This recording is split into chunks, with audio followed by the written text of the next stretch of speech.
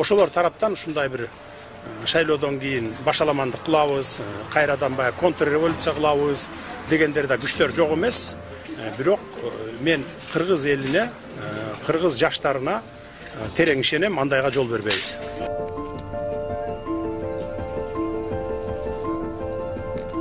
Сөзсүз таанышыбыз керек. Мейли ким болбосун, кимге кыргыз эли добуш бербесин, ким утуп чыкса да биз аны таанышыбыз керек.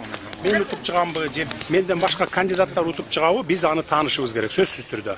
Бул Кыргызстандын биринчиден тынччылыгы үчүн, экинчиден көпчүлүк элдин берген добушун биз сыйлашыбыз керек. Азчылык көпчүлүккө баш ийиш керек.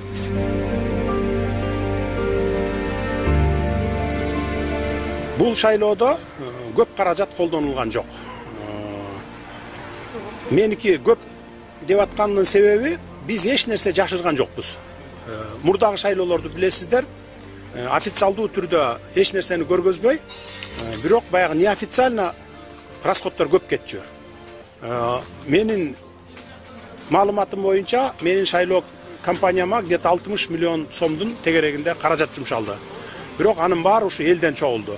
Ошондуктан мен элге ушул жардам берген, шайлоо фондуна төккөн жарандарыбызга терең ыраазычылыгымды билдирип кетемин. Мен кече күнү отуруп туруп, ушул мурдакы шайлоолордо канча расход кеткен экенин билдим. 200 миллион сом расход бул баягымдай бир көрсөткөнү, а көрсөтпөй колдонгону 25-30 миллион доллардын тегерегинде болуп жүрөт.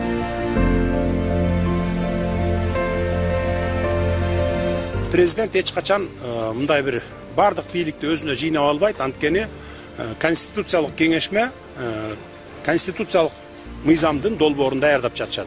Ал жерде бардык бийликтердин балансын баягы тең салмакта кармаш үчүн ушундай долбоорду даярдап атышат. Бирок алар менин билишимче бүгүнкү элдик референдумдун жыйынтыгын күтүп жатышат. Эгерде бүгүн эл президенттик шайлоо, президенттик башкаруу болсун деген баягы немени тандап алса, башкарууну тандап алса, анда алар эртеңден баштап ишин улантып, ошо президенттик башкаруу боюнча баш мыйзамдын долбоорун даярдап, анан парламентке жөнөтүшөт.